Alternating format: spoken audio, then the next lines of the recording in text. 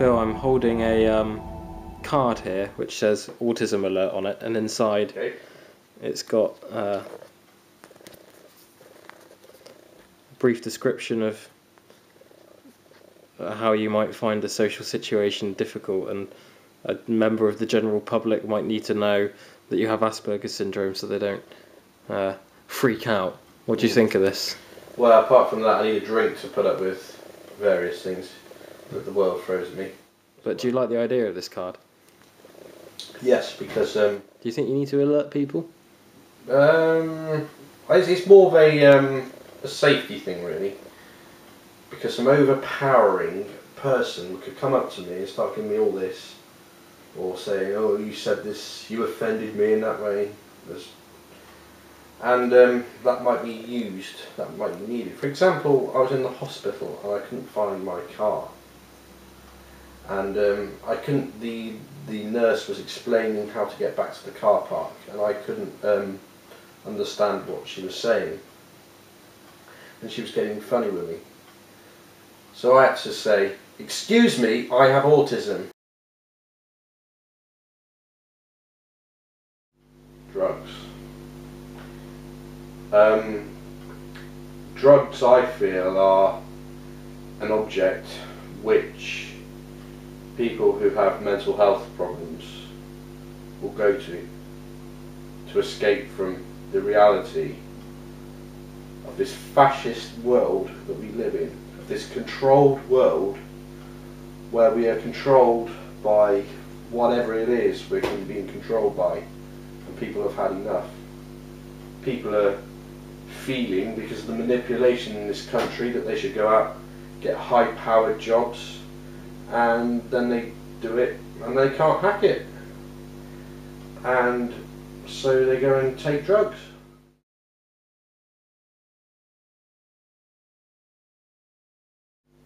No comment for YouTube purposes, but yeah.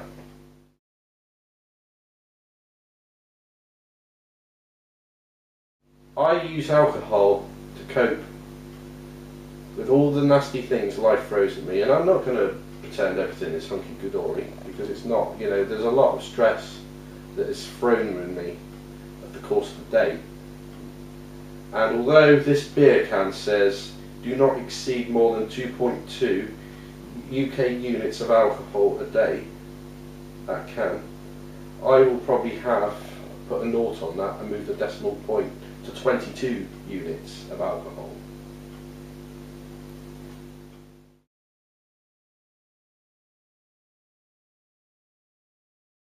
Travelling.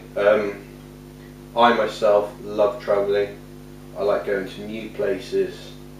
I like meeting new people, and it's what keeps me sane, basically, because I have been stuck in this house for the last God knows how many years.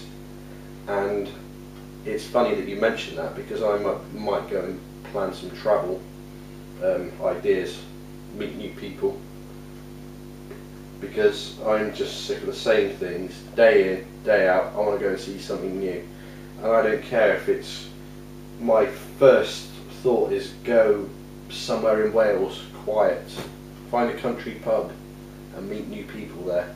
You never know, might even meet my new wife there, and just do something different. I do need to get out more, and that is what I'll be doing in the future.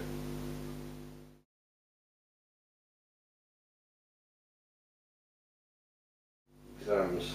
Oh God. Oh God, I've got an exam tomorrow. My heart is pounding.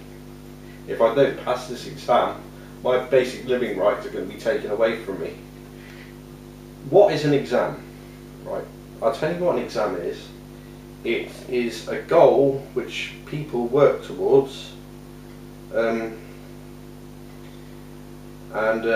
that day which the exam comes, I'll give an example, a practical exam, somebody taking grade 5 on the violin. What, in the long term, what does that exam mean? So you've practiced what you have to practice for that exam. You go in a room with an examiner with some shirt and black suit who was not even moving an inch, because he might cap himself some marks if he moves slightly to the left or get a demotion, for you to play your music, and he will give a number and comment on your works. And every little thing you're doing wrong in that time, you're going to be losing marks. People are shaking, they're crying at the end because they thought they could have done better, they're worried that they're going to fail. And what's going to happen if they fail? Are they going to have their basic living rights taken away from them? Is their health going to go down the pan? Are they not going to be able to have these benefits later in life because they failed that exam on that instrument that somebody made? What's going to happen is they're going to get a piece of paper which says either 96 fail, 118 pass, 124 merit, 136 distinction. What's going to happen in 10 or 20 years' time? It's going to make no difference whether you get a cap of 20 for that exam or if you get 130 for that exam. All that's going to be there is a bit of paper, a mark sheet, which is going to clutter your room up in your house, and a certificate which you don't know where you've got to put because you've got so many things that you're not going to know where to put it. Why not say to yourself, I'm not going to fall for these exam manipulations. What I do is I've got my own personal mantra for personal achievements. I don't need to take an exam to prove how good I am at things. I do it. I do not need to prove to some man in a shirt that I can play that, because music is about playing it to people that enjoy it, not for saying, if you don't pass this, I'm going to fail you. What a load of crap.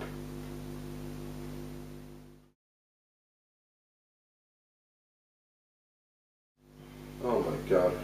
I'll give you an example, the train. You pay extortionate rates to go on a train. Say the train gets there at 10 minutes past 1, you'll be lucky if it gets there at 1:45. And then if you get a discount on a train, a student card, then if you accidentally forget to take that student card, the authorities come after you. The train inspector, who's on no more than about £6 an hour, comes up to you and says, when you get off that train, you will go and we will get the British Transport Police on you and you will not be able to leave. You should be scared out your wits because you're going to have a criminal record for forgetting that Oyster card, and I will be sending you to the British Transport Police where they will handcuff you. And they treat you like the biggest criminal in the world. And then you've paid this £20 to get from one station to the next. It's not worth it because they sit on the dirty, skanky seats. And you've got people crammed up next to you, you're trying to get somewhere. And you're waiting 4 hours for a train. No, you don't get compensation from that from the British Transport Police. You get your handcuffs in handcuffs for forgetting to bring your Oyster card when you could have brought it or handed it into the British Transport Police. You're a criminal!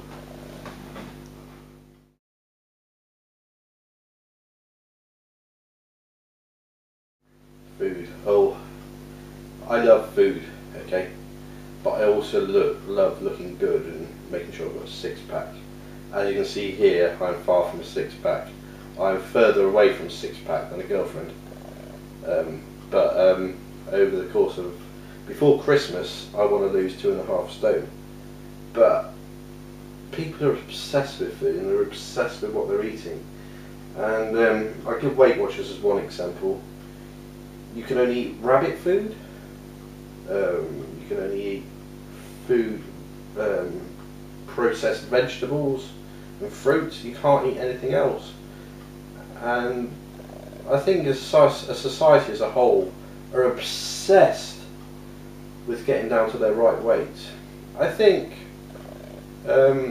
food's a problem because if you're overweight, I feel, for me personally, if I'm fat, I can't get a woman because they look at me and they say, who wants to be with that fat guy? You know, that's a self-esteem issue.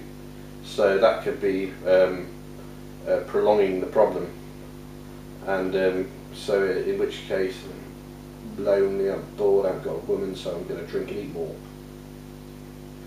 And I think food is the key thing, because food, I work in the food retail industry as a customer service assistant. I feel sorry for people who work as work in an HMV shop, because people are downloading music these days, so it's going to put all the music shops out of business. I work in the food retail industry, and you can't exactly download food now, can you?